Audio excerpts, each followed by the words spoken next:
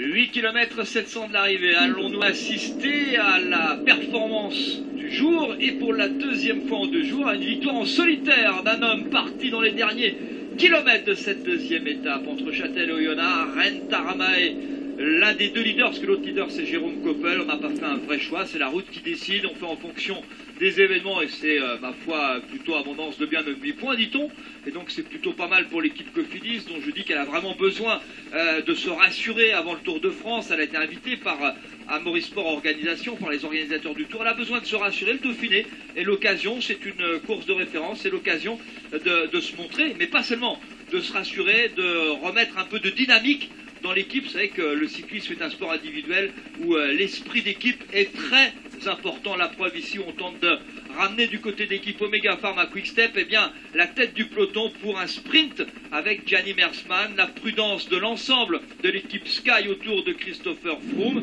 Mais dans cette descente, eh bien, pas facile de venir, ne te retourne pas garçon, pas facile de venir chercher Ren Taramae, 10 secondes. Vous savez pourquoi il se retourne? 7 km 400 de l'arrivée. Vous savez pas? Parce qu'il n'a pas de rétroviseur, il faut bien qu'il se retourne pour voir ce qu'il y a derrière. Ça permet au coureur de se rassurer un peu. Alors c'est vrai qu'on a peur pour lui, mais c'est parfois indispensable. Et Thierry, pour l'instant, c'est un mano à mano, hein, puisque côté Quick-Step, il n'y a plus qu'un coureur pour rouler devant Gianni Mersman. Voilà l'apparition d'un second, alors qu'ici à l'arrière, voilà, Nasser Boigny ne reviendra pas. Ce groupe est résigné. Il a perdu trop de terrain, et surtout on a été distancé parce qu'on était dans le rouge et on n'a pas pu accélérer à nouveau au sommet. Il reste trop peu de kilomètres. On vient de voir les images, Nicolas G. Mauvaise nouvelle, hein. Nasser Boigny, 6 sprints, c'est pas le cas pour l'instant. On a un homme seul en tête, hein, Ren Taramae. Mais bon, la fin est difficile, vent de face, ce sera pas simple quand même pour Ren Taramae. Mais il réalise un sacré final, sacré numéro dans cette descente du col du sentier. Et la mauvaise nouvelle, c'est que si sprint il devait y avoir, ce serait sans le champion de France. Là, qui est au milieu du groupe et résigné, comme le disait Laurent Jalabert. Nasser Boigny tout à l'heure qui s'est un peu énervé, qui a demandé aux autres coureurs du groupe de rouler puisqu'il était le seul à rouler et à faire l'effort. Il s'est énervé et personne n'est passé, donc Boigny a dit bah écoutez j'arrête, et donc il s'est laissé reculer dans les dernières positions, assez résigné, le champion de France dans un groupe qui roule, mais pour l'instant nous n'apercevons toujours pas le peloton. Donc en effet l'impression de Laurent Jalabert, et je pense la bonne, ce groupe ne devrait pas revenir. Et un mot aussi sur les équipiers de Boigny. Mathieu Ladagnouz a été lâché tout à l'heure. Voilà.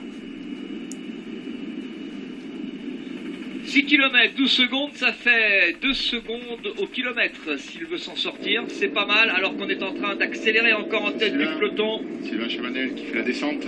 C'est sa spécialité, c'est tout faire, Sylvain.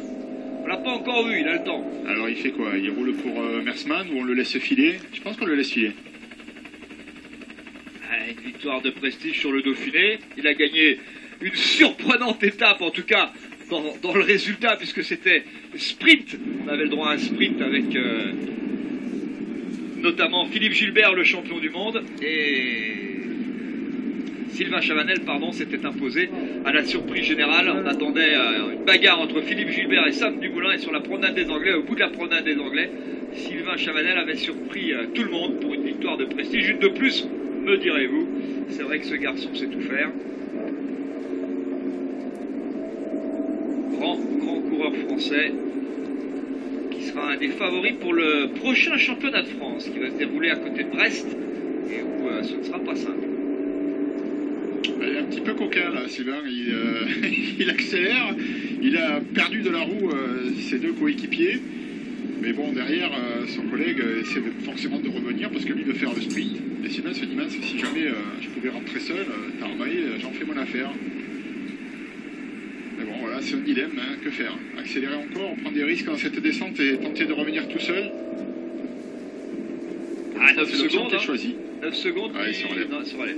Voilà, finalement, il attend le peloton. Il a fait un petit signe de la main, Sylvain. Position aérodynamique, mais il attend ses coéquipiers. Voici la ville d'arrivée, Oyonnax. Et on se rapproche, hein, Taramae est toujours devant. Oyonnax qui, voilà, on arrive dans une, on parlait rugby hier avec Castres, eh bien on arrive dans une ville où on aime, où on adore le rugby, et l'équipe d'Oyonnax va rejoindre le top 14. D'ailleurs on arrive devant le stade Charles Maton, qui est le terrain de l'USO Rugby, qui va être donc monté en top 14.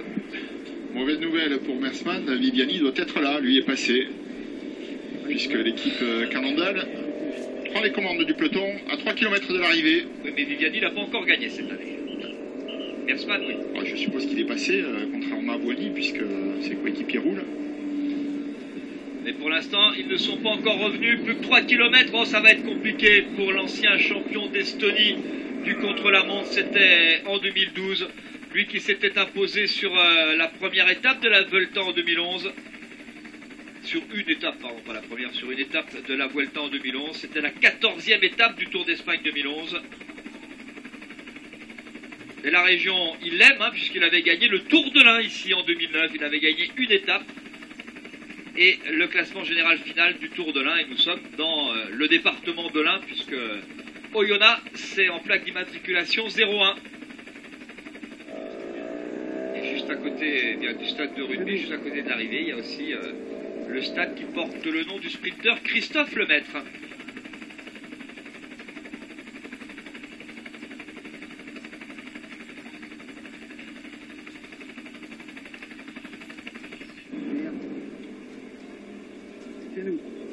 L'arrivée se fait, cours de Verdun. Oui, on rappelle Thierry qu'au cours de Verdun ici, il y a un léger vent de face, enfin pas un léger, non, un bon vent de face. Donc la ligne droite finale mesure 600 mètres. Attention pour les sprinteurs de ne pas démarrer trop tôt le sprint. Et puis ça va être long sinon.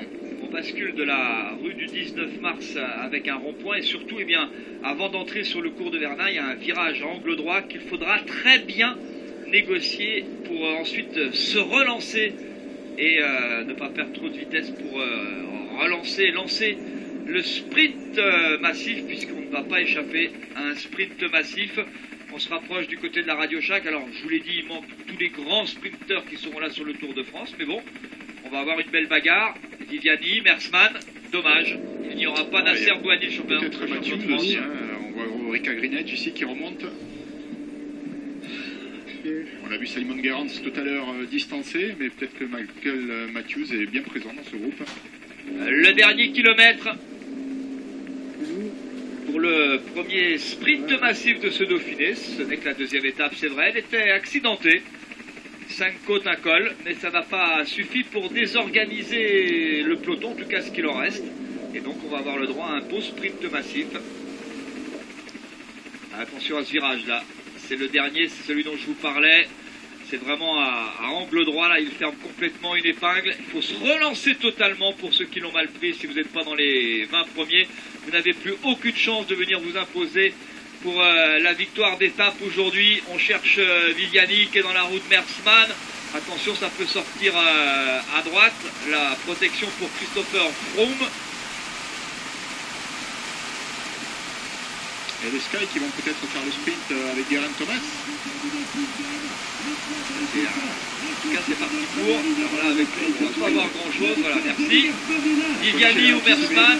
Viviani ou Mersman. Eh bien, c'est Viviani qui va venir remporter sa première victoire de la saison. Lui qui a tutoyé les sommets sur le Tour d'Italie. Eh bien, il vient s'imposer. Viviani, Elia Viviani, le grand espoir du sprint italien, vient enfin cette saison remporter sa première victoire. Lui qui l'attendait depuis si longtemps. Lui qui n'était pas habitué à ne plus gagner, et vous comprenez sa joie, les deux petits doigts levés pour le sprinter italien. Et Gianni Mersman encore deuxième, il me semble que Tony Galopin a pris la troisième place. On a vu Anthony Gélin également, en sprinter de secours pour la FDJ, se mêler à l'emballage final.